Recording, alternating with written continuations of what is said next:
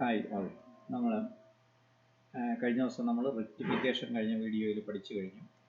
കഴിഞ്ഞ വീഡിയോയിൽ വരെ നിങ്ങൾ ചെറിയ ക്ലാസ്സിൽ പഠിച്ച കാര്യങ്ങൾ ഒരല്പം മാറിയാണ് നമ്മൾ പഠിച്ചത്. ഇന്ന് നമ്മൾ പഠിക്കാൻ പോകുന്നത് നമ്മൾ ചെറിയ ക്ലാസ്സിൽ പഠിക്കാത്തതാണ്. അതുകൊണ്ട് മറ്റു വീഡിയോ പോലെ തന്നെ നിങ്ങൾ കാണുക, നോട്ട് എഴുതുക, പഠിക്കുക, നോക്കുക. ഹാഫ് വേവ് റെക്ടിഫയർ പവർ സപ്ലൈയും ഫുൾ വേവ് റെക്ടിഫയർ പവർ സപ്ലൈയും രണ്ടും നമുക്ക് പഠിക്കാനുണ്ട്. ഇന്നത്തെ വീഡിയോയിൽ നമ്മൾ ഹാഫ് വേവ് റെക്ടിഫയർ പവർ സപ്ലൈയുടെ പകുതി കാര്യങ്ങൾ പഠിക്കും, ബാക്കി പകുതി അടുത്ത ദിവസം പഠിക്കും. അതിൻ്റെ പ്രോബ്ലം അപ്പോൾ വീഡിയോ ശ്രദ്ധിച്ച് കാണുക, വീണ്ടും വീണ്ടും കാണുക. നമ്മൾ ഒരു ഹാഫ് വേവ് റെക്ടിഫയർ, അതിൻ്റെ ഔട്ട്പുട്ട് വേവ് ഫോം, ഞാൻ ആ ട്രാൻസ്ഫോമർ സൈഡൊന്നും വരയ്ക്കുന്നില്ല. ഹാഫ് വേവ് റെക്ടിഫയർ ഡയോഡ്, നമ്മൾ ട്രാൻസ്ഫോമർ, ഇതാണ് ഹാഫ് വേവ് റെക്ടിഫയറിൻ്റെ സർക്യൂട്ട്. ഇതാണ് നമ്മളുടെ RL and the output voltage. ഇതിൻ്റെ ഔട്ട്പുട്ട് വോൾട്ടേജ് നമ്മൾ വി പീക്ക് ഔട്ട്പുട്ട്, നമ്മൾ ഇക്വേഷൻ എഴുതി കൊടുക്കുക. V peak output is equal to V peak input minus VF. ഇത് ഹാഫ് വേവ് റെക്ടിഫയർ നമ്മൾ പഠിച്ചത്. ഇതാണ് ഈ ഔട്ട്പുട്ടിൽ കിട്ടുന്നത്. ആൻഡ് വേവ് ഫോം, ഞാൻ മാത്തമാറ്റിക്കൽ എക്സ്പ്രഷനും അതിൻ്റെ വേവ് ഫോമും, നമുക്ക് കിട്ടുന്ന വേവ് ഫോം ഇങ്ങനെയായിരുന്നു. അപ്പോൾ നമുക്കൊരു DC പവർ സപ്ലൈ, നമുക്കൊരു 10 വോൾട്ട് കിട്ടുന്ന അല്ലെങ്കിൽ 12 വോൾട്ട് കിട്ടുന്ന ഒരു DC പവർ സപ്ലൈ കൺസ്ട്രക്ട് ചെയ്യണമെങ്കിൽ this thing is not pure DC. നമ്മൾ അതിൻ്റെ ഡ്രോബാക്കിൽ പറഞ്ഞതാണ്, ഇൻ്റർമിറ്റൻ്റ് DC അല്ലെങ്കിൽ അത് പൾസാണ്. അപ്പോൾ ഇതിൽ നിന്ന് റെക്ടിഫയർ പവർ സപ്ലൈ ആയിട്ട് നമ്മൾ യൂസ് ചെയ്യുമ്പോൾ ഈ ഔട്ട്പുട്ടിന് ഒരു മോഡിഫിക്കേഷൻ വരുത്തി നമ്മൾ റിക്വയർഡ് DC എന്ന് പറഞ്ഞു കഴിഞ്ഞാൽ അതിൻ്റെ ഗ്രാഫ് ഞാൻ വരച്ചു കഴിഞ്ഞാൽ, നിങ്ങൾ ടൈം X ആക്സിസിലും വോൾട്ടേജ് Y ആക്സിസിലും എടുത്ത് വരച്ചു കഴിഞ്ഞാൽ ഇതാണ് നമുക്ക് വേണ്ട DC, ഇതാണ് ഹാഫ് വേവ് റെക്ടിഫയറിൻ്റെ ഔട്ട്പുട്ട്. അപ്പോൾ നമ്മൾ ഈ ഫോമിലേക്ക് ഇതിനെ മാറ്റാനായിട്ട് യൂസ് ചെയ്യുന്ന സർക്യൂട്ടാണ് ഫിൽട്ടർ സർക്യൂട്ട്. കാരണം ഔട്ട്പുട്ടിന് AC കമ്പോണൻറ്റും DC കമ്പോണൻറ്റും ഉണ്ട്. നമ്മൾ DC കമ്പോണൻറ്റിനെ മാത്രം യൂസ് ചെയ്യുന്നതിന് വേണ്ടിയിട്ടാണ് ഫിൽട്ടർ സർക്യൂട്ട് യൂസ് ചെയ്യുന്നത്. പല ടൈപ്പ് ഫിൽട്ടർ സർക്യൂട്ടുകളുണ്ട്. നമുക്ക് നമ്മുടെ ഈ സെമസ്റ്ററിൽ നമുക്കുള്ള ഫിൽട്ടർ സർക്യൂട്ടായിട്ട് നമുക്ക് പഠിക്കാനില്ല. ഈ റെക്ടിഫയർ യൂസ് ചെയ്തുള്ള പവർ സപ്ലൈ മാത്രമാണ് നമുക്ക് പഠിക്കാനുള്ളത്. അതിന് വേണ്ടിയിട്ടുള്ള ഫിൽട്ടർ സർക്യൂട്ട് പറയുന്നത്. ഫിൽട്ടർ സർക്യൂട്ട് എന്ന് പറഞ്ഞാൽ വളരെ സിമ്പിളാണ്. നമ്മൾ ചെയ്യുന്നത്, ഒരു കപ്പാസിറ്ററിനെ ഔട്ട്പുട്ട് ലോഡ് റെസിസ്റ്റൻസിനോട് പാരലലായിട്ട് കണക്ട് ചെയ്താൽ മതി. പാരലലായിട്ട് കണക്ട് ചെയ്യുക എന്ന് പറഞ്ഞാൽ നമുക്ക് ഇഷ്ടമുള്ളതുപോലെ കണക്ട് ചെയ്യാം. ഒന്നുകിൽ നിങ്ങൾ ഇത് ഇങ്ങനെ കണക്ട് ചെയ്താൽ മതി. ഇവിടെ ഒരു കപ്പാസിറ്റർ പാരലലായിട്ട് കണക്ട് ചെയ്യും.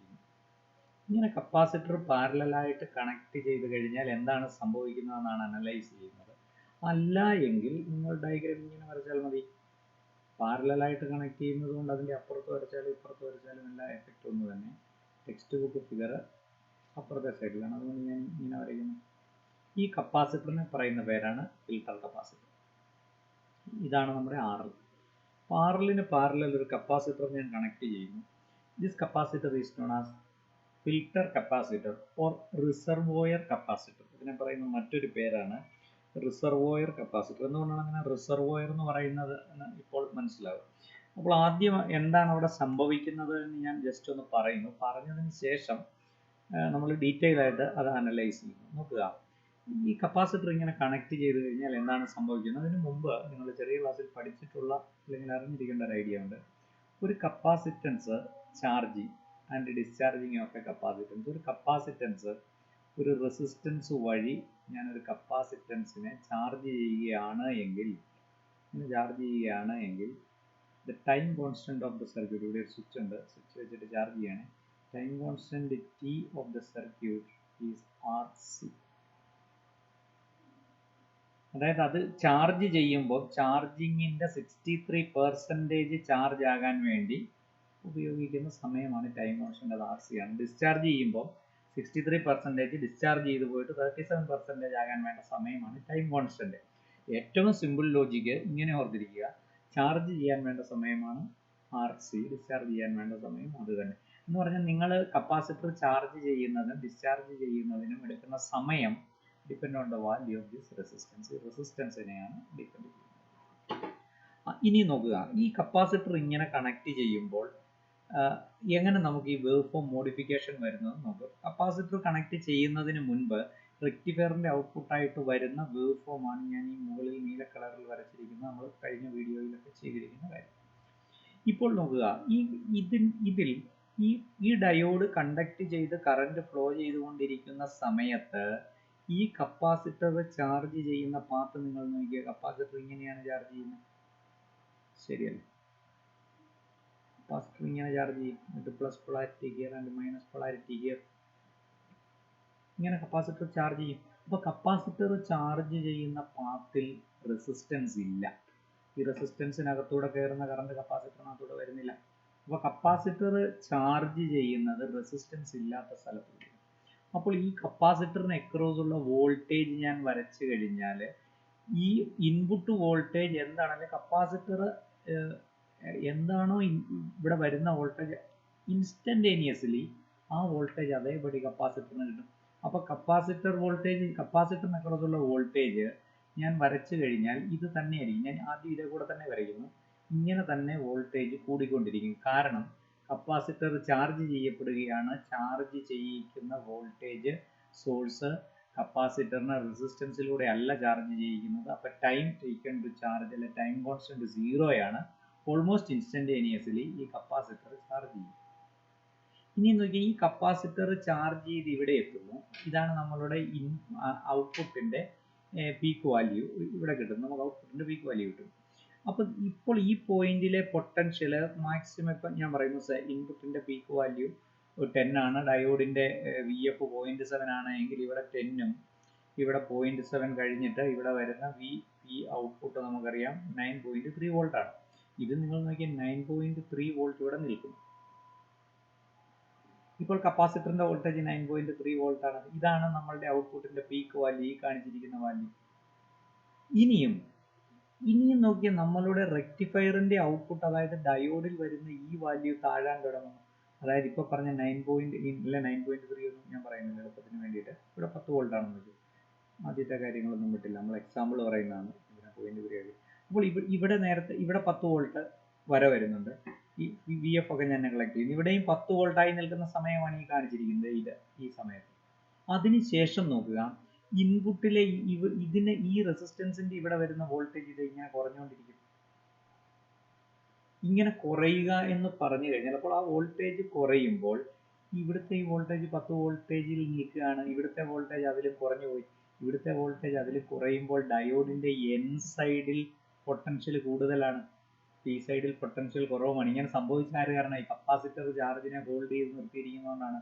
അപ്പോൾ ഈ ഡയോഡ് ഈ പോയിന്റിന് ശേഷം റിവേഴ്സ് ബയസ് ആകും. നോക്കുക, നമ്മൾ ഈ സാധനം വെച്ചില്ലായിരുന്നെങ്കിൽ ഹാഫ് വേവ് റെക്ടിഫിക്കേഷനിൽ നമ്മൾ പഠിച്ചത് ഡയോഡ് റിവേഴ്സ് ബയാസ് ആകുന്നത് positive half cycle complete forward ബയാസിലും ഇൻപുട്ട് എസിയുടെ നെഗറ്റീവ് ഹാഫ് സൈക്കിൾ വരുമ്പോൾ റിവേഴ്സ് ബയാസ് ആകുന്നത്. ഇപ്പോൾ നോക്കിക്കേ, പോസിറ്റീവ് ഹാഫ് സൈക്കിളിന്റെ ഇത്രയും വരെ ഡയോഡ് ഫോർവേഡ് ബയാസ് ആയിരിക്കും. പി സൈഡ് പൊട്ടൻഷ്യൽ കൂടുതലും എൻ സൈഡ് പൊട്ടൻഷ്യൽ കുറവുമാണ്. പക്ഷേ ഈ കപ്പാസിറ്റർ ഇവിടെ ഇരിക്കുന്നതുകൊണ്ട് കപ്പാസിറ്റർ ചാർജ് ചെയ്ത് കഴിയുമ്പോൾ കപ്പാസിറ്ററിലെ ചാർജ് അവിടെ നിൽക്കുകയാണ്. അപ്പോൾ കപ്പാസിറ്റർ വോൾട്ടേജ് അവിടെ നിൽക്കുകയാണ്.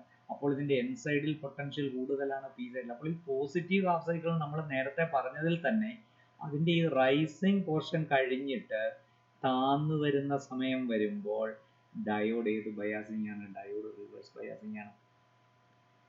അപ്പോൾ ഈ ഡയോഡ് കണ്ടക്ട് ചെയ്യത്തില്ല. അപ്പോൾ നോക്കിക്കേ, അങ്ങനെയാണെങ്കിൽ അപ്പോൾ ഈ കപ്പാസിറ്റർ എന്ത് ചെയ്യണം? കപ്പാസിറ്റർ ഡിസ്ചാർജ് ചെയ്യണം. ഡയോഡ് വഴി പറ്റത്തില്ല, ഈ റെസിസ്റ്റൻസ് വഴിയാണ് ഡിസ്ചാർജ് ചെയ്യുന്നത്. കപ്പാസിറ്റൻസ് ഡിസ്ചാർജ് ചെയ്യാനുള്ള ടൈം ഡിപ്പെൻഡ് ഓൺ R. അപ്പോൾ ഇതൊരു വലിയ റെസിസ്റ്റൻസ് ആണ്. ഡിസ്ചാർജ് ചെയ്യാനുള്ള സമയം, അല്ലെങ്കിൽ ഞാൻ കുറച്ചുകൂടി എളുപ്പത്തിൽ നിങ്ങൾക്ക് പറയാം, എന്നിട്ട് ഞാൻ ഈ പറഞ്ഞ പോയിന്റിലേക്ക് ഒന്നുകൂടെ വരാം. ഇത് ശ്രദ്ധിച്ച് കേട്ടില്ലെങ്കിൽ മനസ്സിലാവില്ല. ഈ കപ്പാസിറ്റർ ഡിസ്ചാർജ് ചെയ്യാൻ ഇതിനകത്ത് ഈ കപ്പാസിറ്റർ വോൾട്ടേജ് മാത്രം ഞാൻ പറയുകയാണ്. ഈ കപ്പാസിറ്റർ ഡിസ്ചാർജ് ചെയ്യാൻ സമയം വളരെ കൂടുതലെടുക്കും. ഇതിനകത്തൂടെയാണ് ഡിസ്ചാർജ് ചെയ്യേണ്ടത്. അപ്പോൾ ഈ കപ്പാസിറ്ററിനെ മാത്രം നോക്കുക. ഈ കപ്പാസിറ്ററിനെ ഞാൻ നോക്കുമ്പോൾ ഇൻപുട്ട് AC കൂടി വരുന്നതിനോടൊപ്പം കപ്പാസിറ്ററിന്റെ വോൾട്ടേജും കൂടും. ഇൻപുട്ട് AC ഇവിടുന്ന് കുറയുന്നതിനനുസരിച്ച് കപ്പാസിറ്റർ വോൾട്ടേജ് കുറയത്തില്ല. കാരണം കപ്പാസിറ്റർ ഡിസ്ചാർജ് ചെയ്യേണ്ടത് ഇതിനകത്തൂടെയാണ്. അപ്പോൾ കപ്പാസിറ്റർ മെല്ലെ ഈ പോയിന്റിന് ശേഷം ഡിസ്ചാർജ് ചെയ്യാൻ തുടങ്ങും. കപ്പാസിറ്റർ ഡിസ്ചാർജ് ചെയ്യുന്നതിനനുസരിച്ച് കപ്പാസിറ്റർ വോൾട്ടേജ് മെല്ലെ മെല്ലെ കുറഞ്ഞു വരും.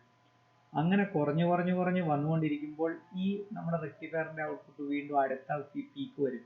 അടുത്ത പീക്ക് വന്നു നോക്കിയാൽ ഈ വാല്യൂ കഴിയുമ്പോൾ എന്ത് സംഭവിക്കും എന്ന് ചോദിച്ചു കഴിഞ്ഞാൽ കപ്പാസിറ്റർ ചാർജ് ചെയ്യപ്പെടും. കാരണം ഇപ്പോൾ പൊട്ടൻഷ്യൽ കപ്പാസിറ്ററിന്റെ കുറഞ്ഞു വരികയായിരുന്നു. അപ്പോൾ വീണ്ടും ഈ വേവ് ഫോമിന്റെ പോസിറ്റീവ് വരും, ഇതിനേക്കാൾ കൂടുതലാവും. അപ്പോൾ വീണ്ടും എന്ത് ചെയ്യും? കപ്പാസിറ്റർ ചാർജ് ചെയ്യും.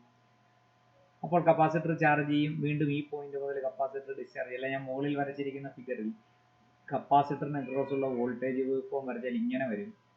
ഇവിടുന്ന് പിന്നെ നേരെ ഇങ്ങനെയാണ് കപ്പാസിറ്റർ വോൾട്ടേജ്. കാരണം കപ്പാസിറ്ററിൽ ചാർജ് സ്റ്റോർ ചെയ്യപ്പെട്ടിരിക്കുന്നതുകൊണ്ടാണ് ഇത് റെസിസ്റ്റൻസ് വഴി ഡിസ്ചാർജ് ചെയ്യാൻ പറ്റുള്ളൂ. അതിന് സമയം കൂടുതലെടുക്കും. അപ്പം മെല്ലെ കപ്പാസിറ്റർ ഡിസ്ചാർജ് ചെയ്ത് വരുമ്പോഴേക്കും ഇതിൻ്റെ അടുത്ത പീക്ക് വരും, വീണ്ടും കപ്പാസിറ്റർ ചാർജ് ചെയ്യും. കപ്പാസിറ്റർ ചാർജ് ചെയ്യുന്നത് റെസിസ്റ്റൻസ് വഴിയല്ല, അപ്പോൾ അതിന് സമയം വേണ്ട, ഓൾമോസ്റ്റ് ഇൻസ്റ്റന്റേനിയസ്ലി ചാർജ് ആവും. അപ്പോൾ നോക്കിക്കേ, ഇവിടെ നിന്ന് വീണ്ടും ഇങ്ങനെ ഈ പ്രോസസ്സ് തുടരും. ഇപ്പോൾ ഞാൻ ഈ കാണിച്ചിരിക്കുന്ന ഇതിൻ്റെ ആ മുകളിലത്തെ എൻവലപ്പ് മാത്രം നിങ്ങൾ നോക്കിക്കേ. ആ കപ്പാസിറ്ററിന് അക്രോസ് ഉള്ള വോൾട്ടേജ് വരച്ചിരിക്കുന്നതിലെ ഈ എൻവലപ്പ് മാത്രം നോക്കിക്കഴിഞ്ഞാൽ എനിക്ക് ആ എൻവലപ്പിൻ്റെ ഷേപ്പ് ഇങ്ങനെയാണ്.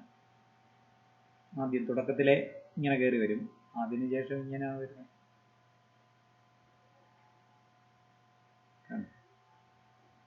അപ്പോൾ നിങ്ങൾ ഇടയ്ക്ക് എവിടെയെങ്കിലും ആ വേവ് ഫോം നോക്കിക്കഴിഞ്ഞാൽ ഈ തുടക്കത്തിലെ ഭാഗം വിട്ടേക്കുക.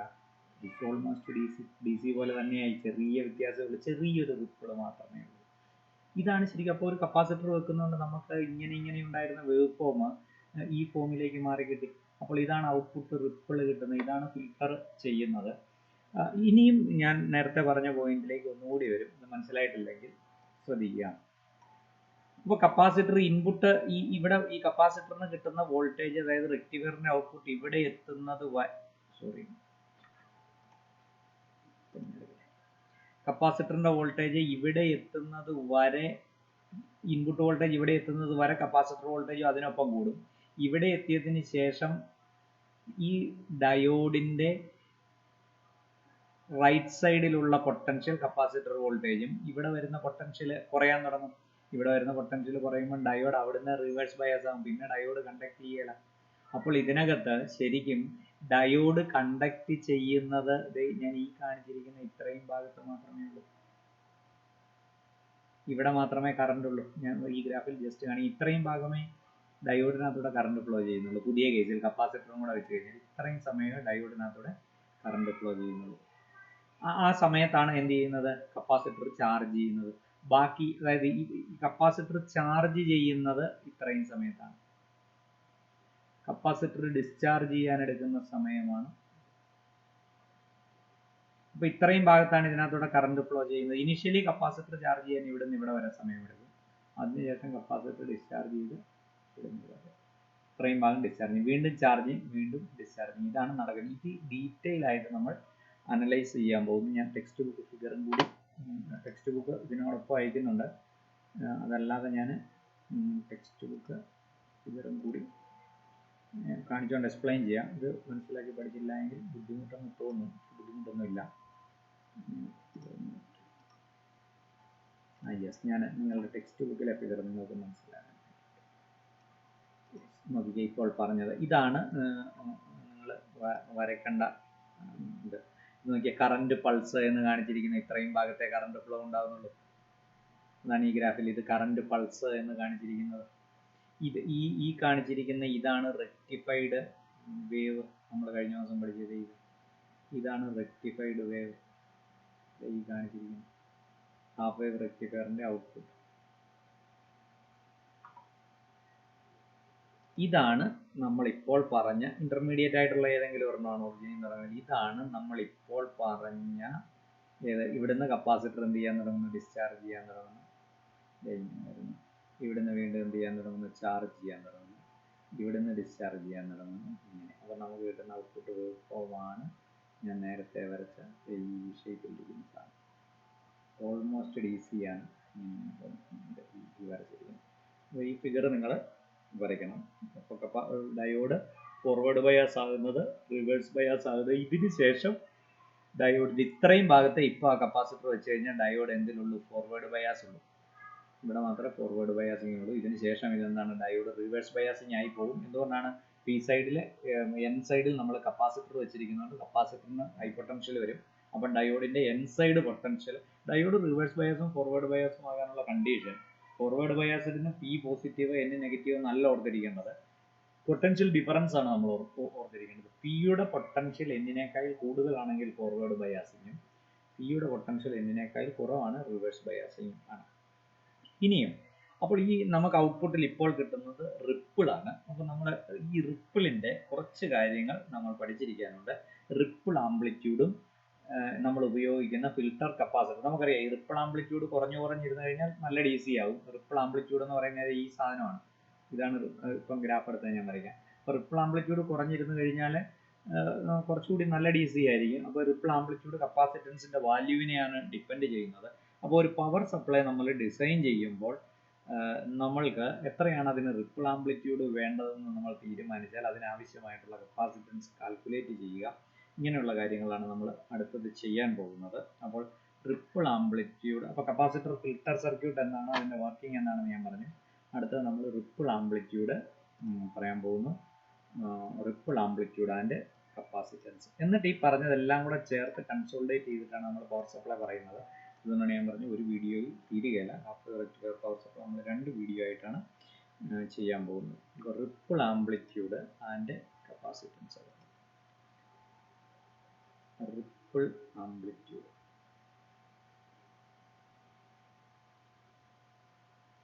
Amplitude and capacitance.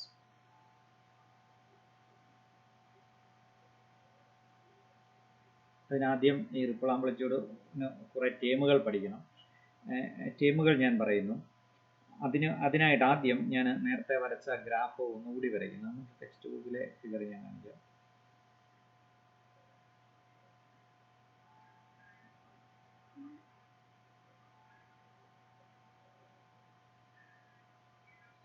നീറ്റായിട്ട് വരച്ചോണത് കൊണ്ട് വരയ്ക്കുന്നത്. യെസ്, ഇതാണ് ഔട്ട്പുട്ട് വേവ് ഫോം. ഇതിൽ നമ്മളിപ്പോൾ പറഞ്ഞ കാര്യം ഞാൻ ഇതിൻ്റെ മുകളിൽ വരയ്ക്കുന്നു.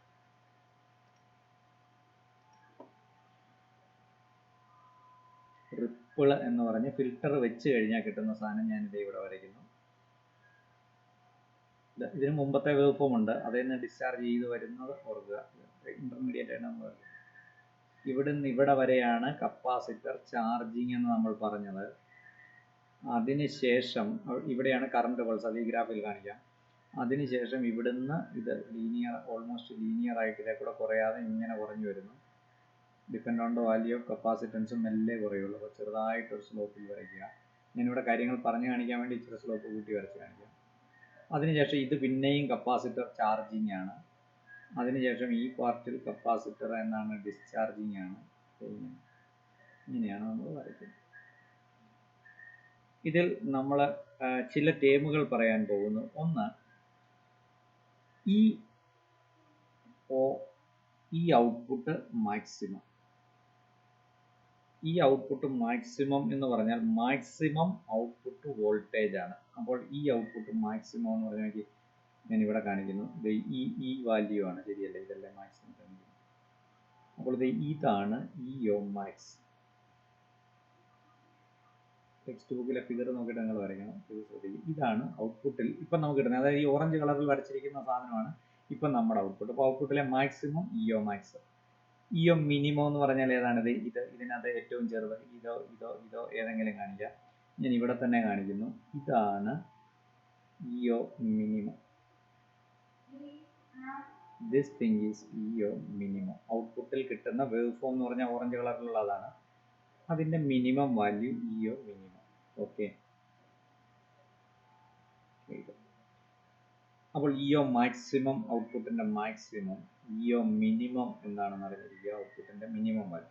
അപ്പോൾ നമുക്ക് ഈ മാക്സിമത്തിൻ്റെയും മിനിമത്തിൻ്റെയും കൂടെ കറക്റ്റ് സെൻറ്റർ വാല്യൂ അതായിരിക്കും എന്ത്? ഔട്ട്പുട്ടിൻ്റെ average output D C volt. നമുക്കിപ്പോൾ ഔട്ട്പുട്ടിൽ കിട്ടുന്ന ആ ഓറഞ്ച് കളറുള്ള ഈ ലൈനാണ്, ഈ സാധനമാണ്. അതിനകത്ത് തന്നെ ഇങ്ങനെ ഫ്ലക്ച്വേഷൻ ഉണ്ട്. ഇതിൻ്റെ മാക്സിമം എടുക്കുന്നു, മിനിമം എടുക്കുന്നു, അതിൻ്റെ കറക്റ്റ് നടുക, അതാണ് ആവറേജ്. അതാണ് ഞാൻ ഇവിടെ വരയ്ക്കുന്നത്. അപ്പോൾ ഇതിൻ്റെ രണ്ടിൻ്റെയും കൂടെ കറക്റ്റ് സെൻറ്ററിലുള്ള വാല്യൂ ആണ് എന്ത്? ഔട്ട്പുട്ട് ഡി സിയുടെ ആവറേജ് എന്ന് പറഞ്ഞ് ഞാൻ എടുക്കേണ്ടത്. മാക്സിമത്തിൻ്റെ മിനിമത്തിൻ്റെയും സെൻറ്റർ വാല്യൂ. അപ്പോൾ ഞാൻ അതിൻ്റെ രണ്ടിൻ്റെയും കൂടെ സെൻറ്റർ വാല്യൂ ഏതെന്ന് കാണിക്കുന്നു. ഔട്ട്പുട്ട് ആവറേജ്, ആവറേജ് എന്നാണ് ടെക്സ്റ്റ്. അപ്പോൾ നമ്മൾ average D C output voltage പറഞ്ഞു, ഔട്ട്പുട്ടിൻ്റെ മാക്സിമം വാല്യൂ പറഞ്ഞു, അതുപോലെ തന്നെ ഔട്ട്പുട്ടിൻ്റെ മിനിമം വാല്യൂ പറഞ്ഞു. ഇനിയും നോക്കിക്കേ, ഈ മാക്സിമത്തിനും മിനിമത്തിനും ഇടയിലുള്ള ഈ സാധനത്തിനെയാണ് റിപ്പിൾ എന്ന് പറയുന്നത്. ഇപ്പുറത്തെ സൈഡ് ഞാൻ കാണിക്കാം. അതായത് ഇതാണ് മാക്സിമം, ഇതാണ് മിനിമം. ഇതിനിടയ്ക്കുള്ള ഈ ഹൈറ്റാണ് റിപ്പിൾ വോൾട്ടേജ് എന്ന് പറയുന്നത്. അതായത് നമുക്കിപ്പോൾ കിട്ടുന്ന ഡി സി എന്ന് നമ്മൾ പറയുന്നതിനകത്ത് ചെറുതായിട്ട് ഇങ്ങനെ വ്യത്യാസമുണ്ട്, ഹൈറ്റ് വ്യത്യാസമുണ്ട്. ദാറ്റ് ഡിഫറൻസ്, അതാണ് എന്ത് റിപ്പിൾ എന്ന് പറയുന്നത്. അല്ലെങ്കിൽ കൃത്യമായിട്ട് പറഞ്ഞു കഴിഞ്ഞാൽ EO maximum minus EO minimum ആണ് ആര് റിപ്പിൾ എന്ന് പറയുന്ന സാധനം. ഔട്ട്പുട്ടിൻ്റെ ആവറേജ് വാല്യൂ എന്ന് പറഞ്ഞാൽ EO maximum plus EO minimum by 2 ആണ്. ഇനി ഇൻപുട്ട് എ സിയുടെ ടൈം പീരീഡ്, 1-2 ടേമുകൾ പറയുന്നു. അപ്പം നമ്മളിപ്പോൾ പറഞ്ഞിരിക്കുന്ന ടേമുകൾ ഓർക്കുക. Average D C output voltage പറഞ്ഞു, മാക്സിമം ഔട്ട്പുട്ട് വോൾട്ടേജ് പറഞ്ഞു, മിനിമം ഔട്ട്പുട്ട് വോൾട്ടേജ് പറഞ്ഞു, ripple voltage peak to peak amplitude പറഞ്ഞു, ഇപ്പോൾ പറഞ്ഞത് VR. ഇനി നോക്കുക, time period of A C input wave form. അത് നിങ്ങൾക്കറിയാവുന്ന കാര്യമാണ്. എ സി ഇൻപുട്ട് വേവ് ഫോമിൻ്റെ ടൈം പീരീഡ് എന്ന് പറഞ്ഞാൽ ഒരു ക്രസ്റ്റ് മുതൽ അടുത്ത ക്രസ്റ്റ് വരെ ഇതിനെടുക്കുന്ന സമയം. ഞാൻ എക്സാക്സൽ ടൈം സ്കെയിൽ കാണിച്ചാൽ ഇതിനെടുക്കുന്ന സമയം ഇതാണ് എന്ത് ടൈം പീരീഡ്. എക്സാക്സൽ നമുക്ക് ടൈമും കാണിക്കാം, ആംഗിളും കാണിക്കാം. എ സി പറയുമ്പോൾ ഇതാണ് ടൈം പീരീഡ്. ഇനി കപ്പാസിറ്റർ ഡിസ്ചാർജ് ചെയ്യുന്ന സമയമേത്, കപ്പാസിറ്റർ ചാർജ് ചെയ്യുന്ന സമയമേത് നോക്കിയാൽ ഇവിടെ നിന്ന് ഇവിടെ വരെ കപ്പാസിറ്റർ ഡിസ്ചാർജ് ചെയ്യുന്ന ടൈമാണ്. അപ്പോൾ കപ്പാസിറ്ററിൻ്റെ ഡിസ്ചാർജിങ് ടൈമിനെ ഞാൻ T1 എന്ന് കാണിക്കുന്നു. നോക്കുക, ആദ്യം ഞാൻ വരച്ചിരിക്കുന്നതിൽ അതായത് പോയിന്റ് എ നോക്കുക, പോയിന്റ് ബി നോക്കുക. എ മുതൽ ബി വരെ കപ്പാസിറ്റർ ഡിസ്ചാർജ് ചെയ്തുകൊണ്ടിരിക്കുകയാണ്. അപ്പോൾ കപ്പാസിറ്റർ ഡിസ്ചാർജ് ചെയ്യുന്ന സമയത്തിനെ ഞാൻ T1 എന്ന് കാണിക്കും. ഇനി കപ്പാസിറ്റർ ചാർജ് ചെയ്യുന്ന ഇത് ബി മുതൽ സി വരെയാണ്, ഇവിടെ നിന്ന് ഇവിടെ വരെ ഇത്രയും സമയത്താണ് കപ്പാസിറ്റർ ചാർജ് ചെയ്യുന്നത്. ആ സമയത്തിനെ ഞാൻ T2 എന്ന് കാണിക്കും. അപ്പോൾ ഈ ഗ്രാഫിനകത്ത് capacitor charging time, capacitor discharging time, ഇത്രയും കാര്യങ്ങൾ പറഞ്ഞു. ഇനി ഈ ഗ്രാഫിനകത്ത് തന്നെ ഞാൻ നേരത്തെ പറഞ്ഞ കറണ്ട് പൾസ്, ഈ കറണ്ട് ഫ്ലോ ചെയ്യുന്നത് ഇത്രയും ഭാഗത്ത് മാത്രം, ഇവിടെ നിന്ന് ഇവിടെ വരെ T2 സമയത്ത് മാത്രമേ കറണ്ട് ഫ്ലോ ചെയ്യുള്ളൂ. അതിനെയാണ് കറണ്ട് പൾസ് എന്ന് പറയുന്നത്. ഇനി ഈ ഗ്രാഫിൽ ഞാൻ 2 ആംഗിളും കൂടെ പറയും. θ1 ടെക്സ്റ്റ് ബുക്ക് ഗ്രാഫിലേക്ക് ഞാൻ വരാം. ഇത് അറിഞ്ഞിരിക്കണേ, ഗ്രാഫൊക്കെ എക്സാമിനേഷൻ വരെയാണ്. θ1 എന്ന് പറഞ്ഞാൽ phase angle of the input wave form from 0 to EO minimum. അതായത് 0-യിൽ നിന്ന് ഇഒ മിനിമത്തിലേക്ക് വരാനുള്ള, ഇതല്ലേ 0, ഇതല്ലേ ഇഒ മിനിമം. അപ്പോൾ ഇതിന് കറസ്പോണ്ടിങ് ആയിട്ടുള്ള ഫേസ് ആംഗിളാണ് θ1. എവിടുന്ന് 0 to ഇഒ മിനിമം, ഇതാണ് 0. ഇവിടെ നിന്ന് ഇവിടെ വരാൻ വേണ്ട, അതിന് കറസ്പോണ്ടിങ് ആയിട്ടുള്ള ഇൻപുട്ട് എ സിയുടെ ഫേസ് ആംഗിളിന് θ1 എന്ന് പറയുന്നു. θ2 phase angle of the input wave form from EO minimum to EO maximum. EO minimum മുതൽ ഇഒ മാക്സിമം, ഇതാണ് ഇഒ മിനിമം, ഇതാണ് ഇഒ മാക്സിമം. ഇവിടുന്ന് ഇങ്ങോട്ട് വരാനുള്ള ഈ ഫേസ് ആംഗിളാണ് θ2. അതായത് ഇതിന് കറസ്പോണ്ടിങ് ആയിട്ടുള്ള ഫേസ് ആംഗിളാണ് ഞാൻ T2 എന്നിട്ട് അതിന് കറസ്പോണ്ടിങ് അത് ടൈം. അപ്പം ഞാൻ ഇത്രയും പാരാമീറ്ററുകൾ ഈ ഗ്രാഫിൽ പറയും. ഞാൻ ഒരിക്കൽ കൂടി പറയും. പറഞ്ഞ പാരാമീറ്റർ ഔട്ട്പുട്ട് വേവ് ഫോമിൻ്റെ maximum EO maximum, output wave ഫോമിൻ്റെ മിനിമം ഇഒ മിനിമം, അതിൻ്റെ average D C of output, ഇവരുടെ ഡിഫറൻസ് എടുത്തു കഴിഞ്ഞാൽ VR റിപ്പിൾ ആംപ്ലിറ്റ്യൂഡ് കിട്ടും. ഇൻപുട്ട് എ സിയുടെ ടൈം പീരീഡ് T എന്ന് എടുക്കുന്നു. കപ്പാസിറ്റർ ചാർജ് ചെയ്യാനുള്ള സമയം നമ്മൾ T2 എന്ന് എടുക്കുന്നു. ഡിസ്ചാർജ് ചെയ്യാനുള്ള സമയം T1 എന്ന് എടുക്കുന്നു. അപ്പോൾ ക്ലിയർ ആയിട്ട് ഈ ഫിഗറിൽ നിന്ന് തന്നെ ഇക്വേഷനുകൾ പലതും നമ്മൾ ഫോം ചെയ്യും. T1 plus T2 is equal to capital T ആയിരിക്കും. ശരിയല്ല? ഫിഗർ നോക്കുക, ഇവിടെ നിന്ന് ഇവിടെ വരെയുള്ളത് T1, ഇവിടെ നിന്ന് ഇവിടെ വരെയുള്ളത് T2, ക്യാപിറ്റൽ T ആണ്. അതുപോലെ തന്നെ 0-യിൽ നിന്ന് ഇഒ മിനിമം വരാനുള്ള ഫേസ് ആംഗിൾ θ1 എന്ന് എടുക്കുന്നു. ഇഒ മിനിമത്തിൽ നിന്ന് ഇഒ മാക്സിമം വരാനുള്ള ഫേസ് ആംഗിൾ θ2 എന്ന് എടുക്കുന്നു. അപ്പോൾ ഫിഗറിൽ നിന്ന് എഴുതാൻ പറ്റും θ1 plus θ2 is 90 ഡിഗ്രി. ശരിയല്ലേ? θ1 plus θ2 കണ്ടുപിടിച്ച് കഴിഞ്ഞാൽ 90 ഡിഗ്രി ആയിരിക്കും. ടോട്ടൽ ടൈം പീരീഡ്, ഒരു ഫുൾ ടൈം പീരീഡിന് എത്രയായിരിക്കും? 360 ഡിഗ്രി. അതൊക്കെ നിങ്ങൾക്കറിയാം. അപ്പോൾ നിങ്ങളുടെ ടെക്സ്റ്റ് ബുക്കിലെ ഗ്രാഫ് ഫിഗറിലേക്ക് ഞാൻ വരാം. നിങ്ങൾ ചെയ്യേണ്ടത് ടെക്സ്റ്റ് ബുക്ക് നോക്കിയിട്ട് മാത്രമേ ഇമേജ് എടുക്കട്ടെ. ഇവിടെ image, library image, screenshots.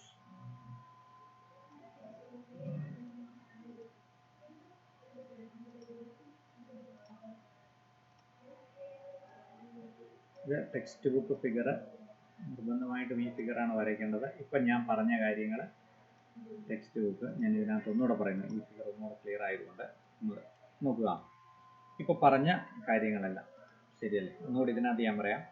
Current pulse നോക്കിയാൽ കപ്പാസിറ്റർ ചാർജ് ചെയ്യുന്നത് ഡിസ്ചാർജ് ചെയ്യുന്നത് അതെങ്ങനെയാണ്.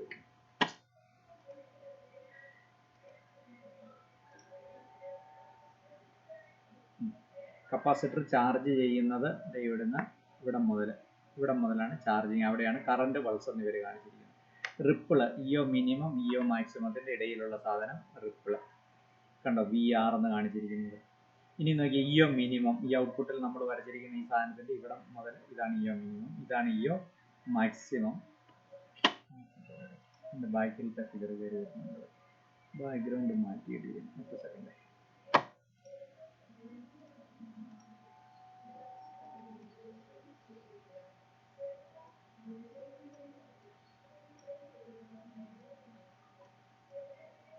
ഓക്കെ ഒന്ന് തോന്നുന്നു, അല്ലെങ്കിൽ നമ്മൾ ഇത് വരയ്ക്കുമ്പോൾ അതിൻ്റെ അടിയിൽ എന്തെങ്കിലും ഫിഗർ കിടക്കുന്ന ആ ഫിഗർ അതിൻ്റെ വരുന്നു. അപ്പോൾ നോക്കിയാൽ ഇതാണ് എന്താ, ഇവിടെ നിന്ന് ഇവിടെ വരെ ഇതാണ് കപ്പാസിറ്റർ ചാർജ് ചെയ്യുന്നത്. ഔട്ട്പുട്ട് വേവ് ഫോം എന്ന് പറഞ്ഞാൽ അവിടെ നിന്ന് ഇങ്ങനെ വരുന്നു.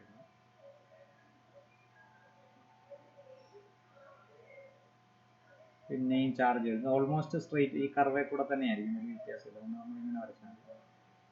അതിനുശേഷം ഡിസ്ചാർജിങ് ഇങ്ങനെ പോകും. ഔട്ട്പുട്ടിൽ കിട്ടുന്നതിൻ്റെ ഇതാണ് നമ്മൾ പറഞ്ഞ ഇഒ മാക്സിമം, ഇതാണ് ഇഒ മിനിമം. ഇതിൻ്റെ ഇടയ്ക്കത്തെ ഈ കറക്റ്റ് സെൻറ്ററാണ് ഈ ആവറേജ്. അവരുടെ ഡിഫറൻസ് ആണ് റിപ്പിൾ ആംപ്ലിറ്റ്യൂഡ് VR. ഇനി ആംഗിൾ ഞാൻ കാണിച്ചത് നോക്കുക, ആദ്യം ടൈം കാണിച്ചത് നോക്കുക. ഇതാണ് ടൈം പീരീഡ് കംപ്ലീറ്റ്, അതിന് കറസ്പോണ്ടിങ് ആംഗിൾ 360 ഡിഗ്രിയാണ്. ഇതിൽ കപ്പാസിറ്റർ ഡിസ്ചാർജ് ചെയ്യാൻ എടുക്കുന്ന സമയം ഞാൻ T1 എന്ന് കാണിച്ചിട്ടുണ്ട്, ചാർജ് ചെയ്യാൻ എടുക്കുന്ന സമയം T2 എന്ന് കാണിച്ചിട്ടുണ്ട്. 0-യിൽ നിന്ന് ഇഒ മിനിമം വരെ വരുന്ന ഫേസ് ആംഗിൾ θ1 എന്ന് എഴുതിയിട്ടുണ്ട്. ഇഒ മിനിമത്തിൽ നിന്ന് ഇഒ മാക്സിമത്തിലേക്ക് എത്താനുള്ള ഫേസ് ആംഗിൾ θ2. ഇത് എഴുതിയത് കപ്പാസിറ്റർ വാല്യൂ നമ്മൾ കാൽക്കുലേറ്റ് ചെയ്യാൻ പോവുകയാണ്, അതിന് ഈ പാരാമീറ്ററുകളൊക്കെ വേണം. ഓക്കെ, നോക്കുക. ഈ നമ്മളുടെ ഇൻപുട്ട് AC എന്ന് പറഞ്ഞാൽ ഇൻപുട്ട് വേവ് ഫോം AC ആയതുകൊണ്ട് AC-യുടെ ഇക്വേഷൻ എഴുതാം. AC-യുടെ ഇക്വേഷൻ നിങ്ങൾ പഠിച്ചിട്ടുണ്ട്. ജനറലായിട്ട് നിങ്ങൾ AC-യുടെ ഇക്വേഷൻ എഴുതുമ്പോൾ instantaneous value E E0 sin θ എന്ന് നിങ്ങൾ ചെറിയ ക്ലാസ്സിൽ പഠിച്ചിട്ടുള്ളൂ. E0 sin θ. നമ്മളിവിടെ ഇതിന് പകരം നമ്മളിവിടെ മാക്സിമം വാല്യൂ എന്ന് പറഞ്ഞു കഴിഞ്ഞാൽ ഏതായിരുന്നു? ഇഒ മാക്സ് ആയിരുന്നു. നമുക്ക് E0 നല്ല ഇഒ മാക്സ് ആണ് നമ്മളിവിടെ യൂസ് ചെയ്യാൻ പോകുന്നത്. അപ്പോൾ ഏതെങ്കിലും ഒരു ഇൻസ്റ്റന്റിലുള്ള AC-യുടെ വാല്യൂ നിങ്ങളോട് എഴുതാൻ പറഞ്ഞാൽ EO max sine theta, where the maximum value is output എന്നുള്ള തന്നെയാണ് ഇഒ മാക്സ് സൈൻ തീറ്റ. ഇതാണ് ജനറൽ ഇക്വേഷൻ. ഇനി നോക്കിയാൽ നമ്മൾ പറഞ്ഞത് θ1 എന്ന് പറയുന്ന ആംഗിൾ വരുമ്പോൾ ഇയുടെ വാല്യൂ എത്ര വരുമെന്നാണ് പറഞ്ഞത്? ഇഒ മിനിമം ആണ്. For the angle θ1 E is equal to EO minimum. അപ്പോൾ നോക്കുക, ഈ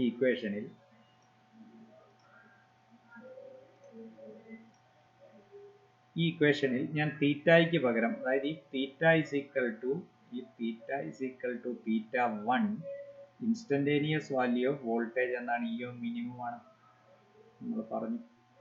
അങ്ങനെയാണെങ്കിൽ ഈ മുകളിലത്തെ ഇക്വേഷൻ എങ്ങനെ വരും? ഇക്ക് പകരം ഇഒ മിനിമം എന്ന് എഴുതും. EO minimum is equal to EO max sin θ1. ഇതിനകത്തുനിന്ന് θ1ന്റെ ഇക്വേഷൻ എഴുതാം. ഇതൊക്കെ നമുക്ക് ഡിസൈനിൽ ആവശ്യമായിട്ട് വരുന്നതാണ്, power supply design.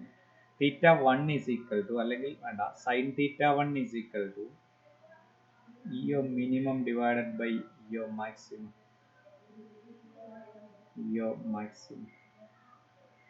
That is θ1 is equal to sin inverse θ1 is equal to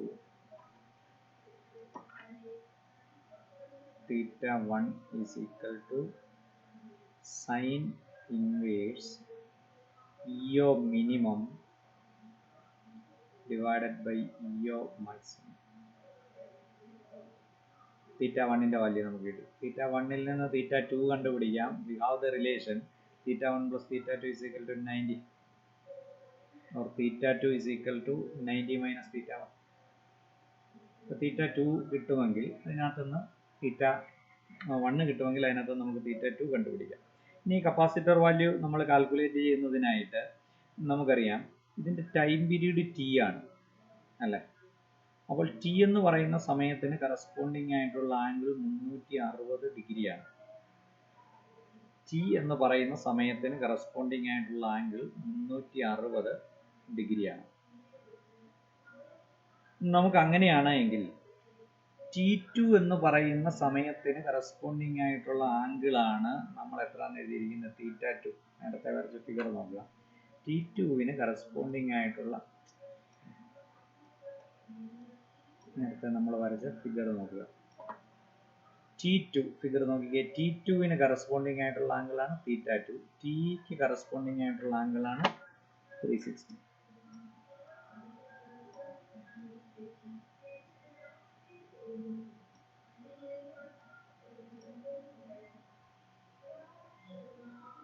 അപ്പോൾ നോക്കിയേ, നമ്മൾ ഇവരെ റിലേറ്റ് ചെയ്യുന്നത് എങ്ങനെയെന്ന് ചോദിച്ചു കഴിഞ്ഞാൽ ടിക്ക് കറസ്പോണ്ടിങ് ആയിട്ട് 360 ഡിഗ്രിയാണുള്ളത്.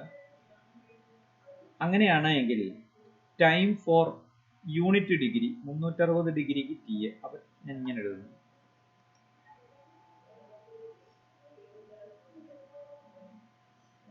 ടൈം ഫോർ 1 ഡിഗ്രി 1 ഡിഗ്രിക്ക് കറസ്പോണ്ടിങ് ആയിട്ടുള്ള സമയം എത്രയാണെന്ന് വെച്ചാൽ ടി ഡിവൈഡഡ് ബൈ 360 ആണ്. ശരിയല്ലേ?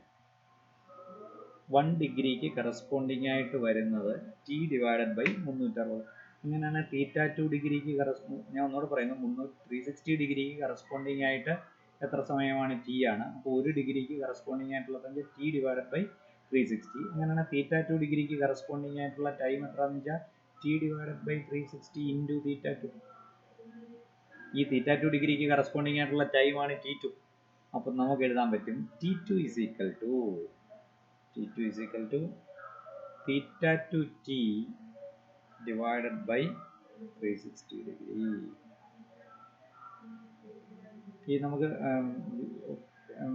റിസർവോയർ ആയിട്ടല്ല ഫിൽട്ടർ ആയിട്ട് ഉപയോഗിക്കേണ്ട കപ്പാസിറ്റൻസിന്റെ വാല്യൂ കണ്ടുപിടിക്കാൻ ഈ പാരാമീറ്ററുകൾ വേണം. അതിനാണ് ഇതിങ്ങനെ. അപ്പോൾ T2വിന്റെ value θ2 into T divided by 360.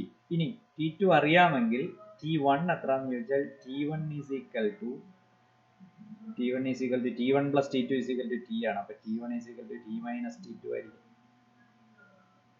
ഇതിൻ്റെയൊക്കെ ഇതെന്താണെന്ന് വെച്ചാൽ ഒരു പ്രോബ്ലം ചെയ്യുമ്പോൾ നമുക്ക് മനസ്സിലാവും. ഇനിയും നമുക്ക് കപ്പാസിറ്റൻസിന്റെ വാല്യൂ, ഈ പാരാമീറ്ററുകൾ നിങ്ങൾക്ക് T1 T2 ഒക്കെ കിട്ടിയിട്ടുണ്ടെങ്കിൽ കപ്പാസിറ്റൻസിന്റെ വാല്യൂ കണ്ടുപിടിക്കാനായിട്ട് വീണ്ടും നമ്മുടെ ഡയഗ്രത്തിലേക്ക് വരിക.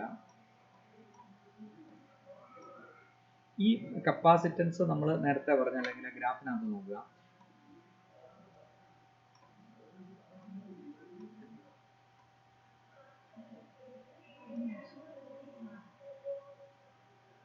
ഈ കപ്പാസിറ്റർ ഡിസ്ചാർജ് ചെയ്യുന്ന സമയം നിങ്ങൾ നോക്കുക. കപ്പാസിറ്റർ ഡിസ്ചാർജ് ചെയ്യുന്ന സമയം എത്രയാണ്? T1 ആണ്. ശരിയല്ലേ? ആ കപ്പാസിറ്റർ ഡിസ്ചാർജ് ചെയ്തുകൊണ്ടിരിക്കുന്ന സമയത്ത് ആദ്യത്തെ ഡയഗ്രം എടുക്കുക. സിമ്പൽ മാറിപ്പോയത്. കപ്പാസിറ്റർ ഡിസ്ചാർജ് ചെയ്തുകൊണ്ടിരിക്കുന്ന സമയം T1 ആണ്. അപ്പോൾ ആ T1 സമയത്ത് നമ്മളുടെ ഔട്ട്പുട്ട് ലോഡിലൂടെ നമ്മുടെ ഡയഗ്രം ഇതായിരുന്നു. തുടക്കത്തിൽ ഞാൻ സ്ക്രീൻ സ്ക്രോൾ ചെയ്ത് അങ്ങോട്ട് പോകുന്നില്ല. ആദ്യത്തെ ഡയഗ്രം വീണ്ടും എടുക്കുക. ഈ കപ്പാസിറ്റർ ഡിസ്ചാർജ് ചെയ്യുമ്പോൾ, ഈ കപ്പാസിറ്റർ ഡിസ്ചാർജ് ചെയ്യുന്ന സമയത്ത് എല്ലാം ഇതിലെ കറണ്ട് ഇല്ല, കാരണം ഈ ഡയോഡ് റിവേഴ്സ് ബയാസ് ആണ്. അപ്പോൾ കപ്പാസിറ്റർ ഡിസ്ചാർജ് ചെയ്യുന്ന സമയത്ത് ഇങ്ങനെയാണ് കറണ്ട് ഫ്ലോ വരുന്നത്. അപ്പോൾ ഈ കപ്പാസിറ്റർ ഡിസ്ചാർജ് ചെയ്യുന്ന സമയത്ത് ഈ ഇതിനകത്തോടുള്ള current flow, assume it as a constant, അത് ശരിക്കും കോൺസ്റ്റന്റ് അല്ല, ചെറിയൊരു വേരിയേഷൻ ഉണ്ട്. ഇത് നമ്മളൊരു അപ്രോക്സിമേഷൻ എടുക്കുകയാണ്. കറണ്ട് IL എന്ന് ഞാൻ എടുത്തു കഴിഞ്ഞാൽ ഈ കപ്പാസിറ്ററിൽ നിന്ന് എത്ര ചാർജ് ഇതിലെ ഫ്ലോ ചെയ്തിട്ടുണ്ടെന്ന് ചോദിച്ചു കഴിഞ്ഞാൽ കറണ്ടും കപ്പാസിറ്റർ ഡിസ്ചാർജ് ചെയ്യാൻ എടുക്കുന്ന സമയം എത്രയായിരുന്നു? T1 ആയിരുന്നു. അപ്പോൾ we have I is equal to Q by T, or capacitor charge Q is equal to ILT1. Capacitor reservoir കപ്പാസിറ്ററിലെ ചാർജ് ഇതിനകത്തൂടെ ഫ്ലോ ചെയ്തത് എത്രയാണെന്ന് ചോദിച്ചു കഴിഞ്ഞാൽ IL into T1. Assume IL as a constant. IL correct constant അല്ല, നമ്മൾ constant ഒന്ന് എടുക്കുകയാണ്. വലിയ വ്യത്യാസമൊന്നുമില്ല. ഓൾമോസ്റ്റ് കോൺസ്റ്റന്റ് ആയിട്ട് നമ്മൾ ഇങ്ങനെ വരച്ച് ഓർക്കുക. ആ സമയത്തെ കറണ്ട് എന്ന് പറഞ്ഞാൽ ഇങ്ങനെയാണ് ഇരിക്കുന്നത്. ചെറിയ വ്യത്യാസമുണ്ട്. Take it as a constant. അപ്പോൾ Q is equal to IL into T1. ഞാൻ ഒരിക്കൽ കൂടി പറയുന്നു, കപ്പാസിറ്റർ ഡിസ്ചാർജ് ചെയ്യുന്ന റെസിസ്റ്റൻസ് വഴിയാണ് അപ്പോൾ കപ്പാസിറ്റർ റെസിസ്റ്റൻസ് വഴി ഡിസ്ചാർജ് ചെയ്യുമ്പോഴുള്ള കറണ്ട് ഓൾമോസ്റ്റ് കോൺസ്റ്റന്റ് എന്ന് എടുത്തു കഴിഞ്ഞാൽ T1 ആണ് ഡിസ്ചാർജിങ്ങിന് എടുത്ത സമയവും നമ്മൾ കാണിച്ചിരിക്കുന്നത്. അപ്പോൾ കപ്പാസിറ്ററിൽ എത്ര ചാർജ് ഇതിൽ ഫ്ലോ ചെയ്തെന്ന് വെച്ചാൽ IL ഇൻറ്റു T1 ആണ്. ഇനിയും അപ്പോൾ വോൾട്ടേജ് പൊട്ടൻഷ്യൽ ഡിഫറൻസ് എന്ത് സംഭവിച്ചു എന്ന് ചോദിച്ചു കഴിഞ്ഞാൽ വീണ്ടും നമ്മുടെ ഡയഗ്രം നോക്കുക. ഈ കപ്പാസിറ്റർ ഡിസ്ചാർജ് ചെയ്ത് കഴിഞ്ഞപ്പോൾ പൊട്ടൻഷ്യൽ ഡിഫറൻസ് കപ്പാസിറ്റർ T1 സമയം കൊണ്ട് അല്ല, വീണ്ടും ഈ ഡയഗ്രത്തിലേക്ക് നോക്കുക. ഇവിടെ ഈ കപ്പാസിറ്റർ ഇവിടെ നിന്ന് ഡിസ്ചാർജ് ചെയ്യുന്നു, ഇപ്പോഴത്തെ വോൾട്ടേജ് ഇവിടെ എത്തുന്നു. അപ്പോൾ ആ പൊട്ടൻഷ്യൽ ഡിഫറൻസ് എത്രയാണെന്ന് ചോദിച്ചു കഴിഞ്ഞാൽ എത്രയാണ്? VR ആണ്. അപ്പോൾ കപ്പാസിറ്റൻസ് കണ്ടുപിടിക്കാനായിട്ട് C is equal to Q by V എന്നുള്ള റിലേഷൻ യൂസ് ചെയ്യുക. C is equal to Q by V. Vക്ക് പകരം VR. അപ്പോൾ we have the capacitance C is equal to Q divided by V. C is equal to Q divided by V ആണ്. That is equal to IL T1 divided by VR. ഇതാണ് നേരത്തെ പറഞ്ഞത്. ഈ ripple നിങ്ങൾക്ക് അറിയാമെങ്കിൽ അതിന് വേണ്ട കപ്പാസിറ്റൻസിനെ നമുക്ക് പവർ സപ്ലൈ ഡിസൈൻ ചെയ്യുമ്പോൾ ഇട്ട് കൊടുക്കാൻ പറ്റും. ഇനിയും ഈ നമ്മൾ നേരത്തെ വരച്ച ഗ്രാഫ് ഫിഗറുമൊക്കെ ഓർക്കുക. T1 വളരെ വലുതും T2 ചെറുതുമാണ്. അപ്പോൾ അപ്രോക്സിമേറ്റ് കാൽക്കുലേഷനിൽ നമ്മൾ ഒരു അപ്രോക്സിമേഷൻ ഓൾറെഡി എടുത്തു കഴിഞ്ഞു. IL is a constant. ഇനി അപ്രോക്സിമേറ്റ് കാൽക്കുലേഷനിൽ ഒന്നുകൂടി എടുക്കാം. വേറെ പാരാമീറ്റർ ഒന്നും തന്നിട്ടില്ല. You can take T1 approximately equal to T എന്ന് എടുക്കാം. നേരത്തെ വരച്ച ഗ്രാഫ് ഓർക്കുക. T1 is much greater than T1 much greater than T2 ആണ്. T2 വളരെ വലുതും T1 വളരെ വലുതും T2 വളരെ ചെറുതുമാണ്. ഡയഗ്രം കാണിക്കാം. അപ്പോൾ പ്രാക്ടിക്കലി നിങ്ങൾക്ക് ഇതല്ലേ ഡയഗ്രം നോക്കുക. T1ഉം Tയും അപ്രോക്സിമേറ്റ് ഒരുപോലെ അല്ല, എന്നാലും അപ്രോക്സിമേറ്റ് എന്നും പറഞ്ഞാൽ എടുത്തിട്ട് നിങ്ങൾക്ക് ചെയ്യാൻ പറ്റും.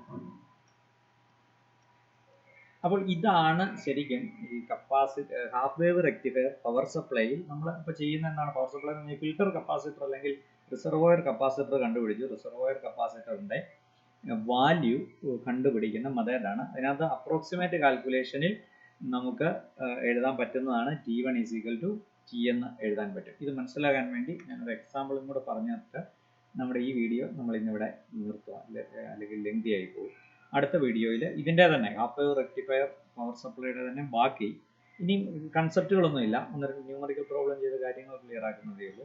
അതിനുവേണ്ടി ആദ്യത്തെ ഒരു ന്യൂമറിക്കൽ പ്രോബ്ലം നിങ്ങൾ ഇപ്പോൾ ചെയ്യുക. ഇതിൻ്റെ കൂടെ തന്നെ ഇതാണ് determine the peak to peak ripple voltage നമ്മൾ കണ്ടുപിടിക്കേണ്ടത്. ക്വസ്റ്റ്യൻ ഞാൻ ഇതിൻ്റെ കൂടെ പോസ്റ്റ് ചെയ്യുന്നുണ്ട്, നിങ്ങൾ എന്തെങ്കിലും എഴുതിക്കൊള്ളുക. Determine the peak to peak ripple voltage. Determine the peak to peak ripple voltage for a half wave rectifier and filter circuit which has, അപ്പോൾ ഇതാണ് നമ്മൾ കണ്ടുപിടിക്കേണ്ടത്, which has 680 microfarad reservoir capacitor and an average output of 28 volt. Average output 28 volt തന്നിട്ടുണ്ട്. EO average is equal to 28 and a 200 ohm load resistance. RL is equal to 200.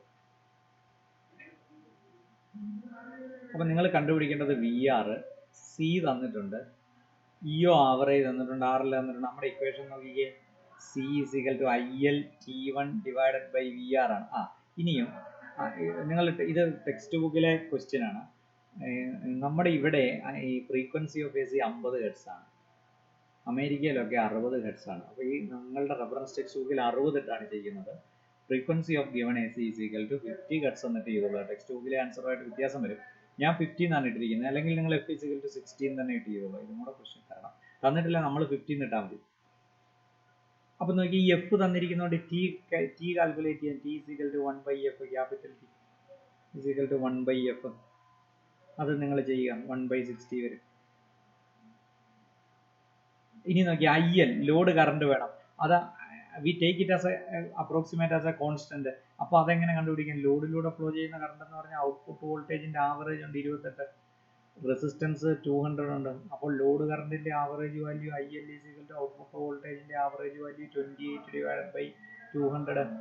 28/200 ചെയ്യുമ്പോൾ എന്ത് കിട്ടും? IL കിട്ടും. നിങ്ങൾ തന്നെ ചെയ്യണം. 28/200 ചെയ്യുക, IL കിട്ടും. T1 പകരം നിങ്ങൾ T ഇത് കൊടുക്കുക. VR ക്വസ്റ്റ്യൻ തന്നിട്ടുണ്ട്. അല്ല, VR ആണ് കണ്ടുപിടിക്കേണ്ടത്. കപ്പാസിറ്റൻസ് C ക്വസ്റ്റ്യൻ തന്നിട്ടുണ്ട്. അപ്പോൾ സബ്സ്റ്റിറ്റ്യൂട്ട് ചെയ്യുക. സബ്സ്റ്റിറ്റ്യൂട്ട് ചെയ്ത് കഴിയുമ്പോൾ you get the answer as 3.4 volt. Text book ഞാൻ എക്സാമ്പിൾ ആണ്, ഞാൻ ഇതിനോടൊപ്പം ഫോട്ടോ ഇടുന്നുണ്ട്. അപ്പോൾ വീഡിയോ വീണ്ടും കണ്ടു നോക്കുക. റെക്ടിഫയർ, പവർ സപ്ലൈ മനസ്സിലാക്കുക, കപ്പാസിറ്ററിന്റെ ആക്ഷൻ എന്താണെന്ന് മനസ്സിലാക്കുക. ഇനി അടുത്ത വീഡിയോയിലും നമ്മൾ ഹാഫ് വേവ് റെക്ടിഫയർ തന്നെയാണ്. എന്താണ് സംഭവം എന്ന് ചോദിച്ചാൽ, കപ്പാസിറ്റർ സെലക്ട് ചെയ്യുമ്പോൾ നമ്മൾ ശ്രദ്ധിക്കേണ്ട കാര്യം, ഡയോഡ് സെലക്ട് ചെയ്യുമ്പോൾ ശ്രദ്ധിക്കേണ്ട കാര്യം, ട്രാൻസ്ഫോമർ സെലക്ട് ചെയ്യുമ്പോൾ ശ്രദ്ധിക്കേണ്ട കാര്യം, ഈ 3 കാര്യങ്ങളും പറഞ്ഞ് അതിൻ്റെ പ്രോബ്ലം ചെയ്യുമ്പോൾ half wave rectifier power supply കഴിയും. Okay, thank U.